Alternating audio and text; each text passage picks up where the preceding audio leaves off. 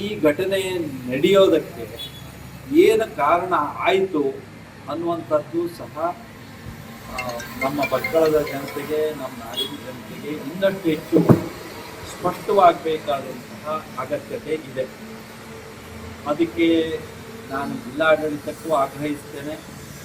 ಅಗತ್ಯವಾದಂತಹ ಒಂದು ತನಿಖೆಯನ್ನು ಮಾಡಿಸಿ, ಇದು ಮೇಲ್ನೋಟಕ್ಕೆ ಇದೊಂದು ದುರಂತ ಅಂತ ನಮಗೆಲ್ಲರಿಗೂ ಗೊತ್ತಾಗುತ್ತೆ.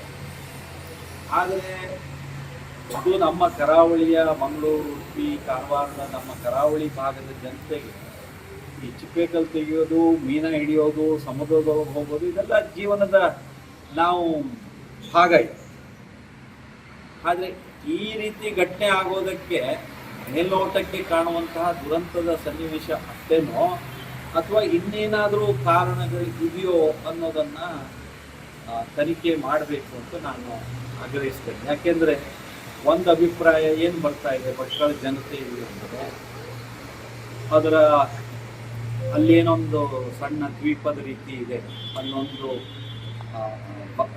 ಬ್ರಿಡ್ಜ್ ಕಟ್ಟುವಂಥ, ಮಣ್ಣು ತುಂಬಿ ಬ್ರಿಡ್ಜ್ ಕಟ್ಟುವಂಥದ್ದೆಲ್ಲ ಏನು ಕೆಲಸ ನಡೆದಿದೆ, ಅದು ಎರಡು ಕಡೆಗೆ ಹೋಗ್ತಾ ಇದ್ದಂಥ ನದಿ ನೀರು ಒಂದೇ ಕಡೆಗೆ ಹೋಗಿರೋದ್ರಿಂದ ನಿರೀಕ್ಷೆಗೂ ಮೀರಿ ಅಲ್ಲೇ ಆಳ ಆದ್ದರಿಂದ ಅದು ಪ್ರವಾಹ ಸ್ವಲ್ಪ ಒಂದೇ ಕಡೆಗೆ ಹೋಗುವಂಥ ಬರ್ತಾ ಇರುತ್ತಾ ಇದೆಲ್ಲ ಅದು ಅನಿರೀಕ್ಷಿತವಾದಂಥದ್ದಾಗಿತ್ತು ಅನ್ನೋಂಥದ್ದು ಒಂದು ಅಭಿಪ್ರಾಯ ಮಾತುಗಳನ್ನು ನಾವು ಕೇಳ್ತಾ ಇದ್ದೇವೆ. ಹಾಗಾಗಿ ಇದು ಎಷ್ಟರ ಮಟ್ಟಿಗೆ ಕಾರಣ ಹೌದು ಅಲ್ಲ, ಅಥವಾ ಇನ್ನೇನು ಪ್ರಕೃತಿಯ ಮುಂಚಿನ ದಿನ ಮಳೆ ಆಯಿತು, ತೀವ್ರವಾದಂಥ ಮಳೆ ಆಯಿತು, ಅದರಿಂದ ರಾಡಿ ನೀರು ಬಂದಿತ್ತು, ಅದು ಒಂದು ಕಾರಣ ಇರಬಹುದು.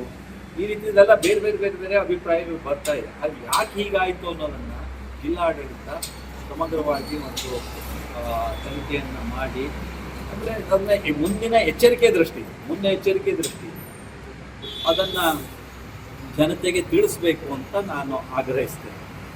ಅಲ್ಲಿ ಮಣ್ಣು ತುಂಬ್ತಾ ಇರೋದು, ಬ್ರಿಡ್ಜ್ ಕಟ್ತಾ ಇರೋದು, ರಿಸಾರ್ಟ್ ಆಗ್ತಾ ಇರೋದು ಇತ್ಯಾದಿ ಎಲ್ಲವೂ ಪರ್ಮಿಷನ್ ತೊಗೊಂಡಾಗಿದೆಯೋ, ಪರ್ಮಿಷನ್ ಇದೆಯೋ ಇಲ್ಲೋ ಇತ್ಯಾದಿಗಳ ಬಗ್ಗೆಲ್ಲ ಸ್ಪಷ್ಟತೆ ಬೇಕು.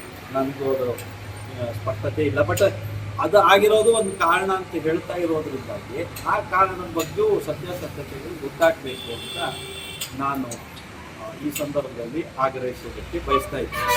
ಕುತೂಹಲಕಾರಿ ಮಾಹಿತಿಗಾಗಿ ಕೂಜಳ್ಳಿ ಟೈಮ್ಸ್ ಚಾನೆಲ್ಗೆ ಸಬ್ಸ್ಕ್ರೈಬ್ ಆಗಿ, ಪಕ್ಕದಲ್ಲಿರುವ ಬೆಲ್ ಐಕಾನ್ ಅನ್ನು ಪ್ರೆಸ್ ಮಾಡಿ.